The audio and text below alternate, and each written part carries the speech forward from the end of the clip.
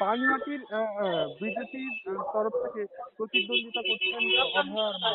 এই ঘটনা সামনে আসছে এবং অভয়ার মা নিজেই তার ইচ্ছা প্রকাশ করেছিলেন এবং সেই ঘটনা প্রকাশ্যে আসছে তারপরেই এই নিয়ে শোরগোল তো শুরু হয়েছিল এবং বিজেপির তরফ থেকেও পানিহাটির প্রার্থী হিসাবে অভয়ার মাকেই ঘোষণা করা হয়েছে।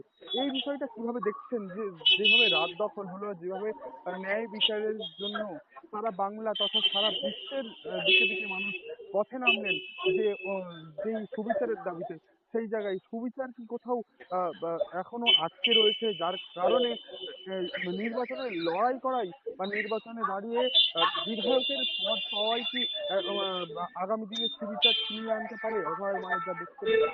শুনুন, বিচারের দাবিতে পথে নামা আর বিচারের জন্য ভোটে লড়া দুটোর মধ্যে পার্থক্য আছে। যে ঘটনাটা ঘটেছিল অভয়ার, সেই ঘটনাটা ছিল অরাজনৈতিক। আর উনি যার হয়ে প্রতিদ্বন্দ্বিতা করছেন সেটা হচ্ছে রাজনৈতিক।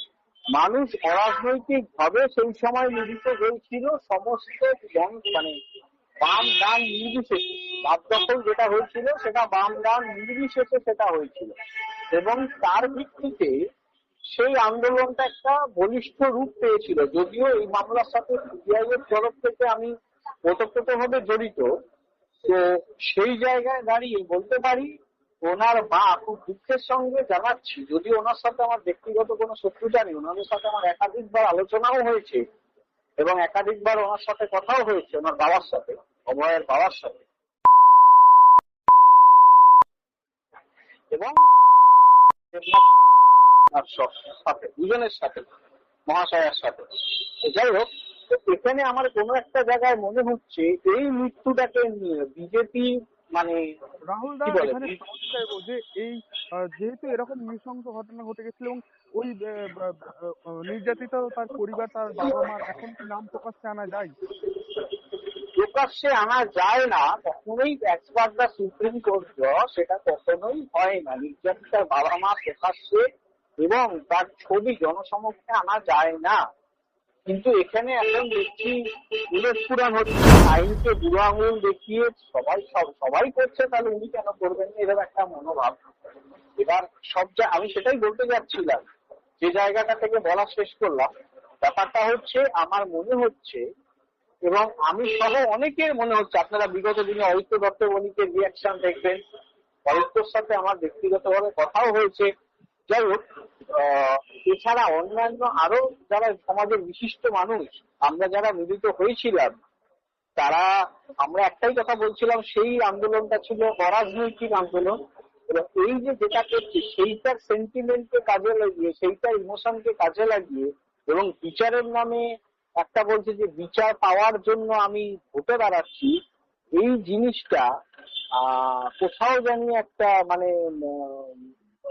কি বলবো, এটা কোথাও যেন একটা মনে হচ্ছে যে এই জিনিসটা প্রহসন করছে, এবং কোনো একটা জায়গায় মানুষকে উনি নিজেই বিভ্রান্ত করছেন। এবং সব থেকে বড় কথা, মানুষ এটাতে কখনোই সাড়া দেবেন না, যে কোনো শুভবুদ্ধি সম্পন্ন। কারণ বিচারের দাবিতে কখনো ভোটে দাঁড়িয়ে যেটাটা বিচার পাওয়া হতে পারে, কখনোই এটা হতে পারে।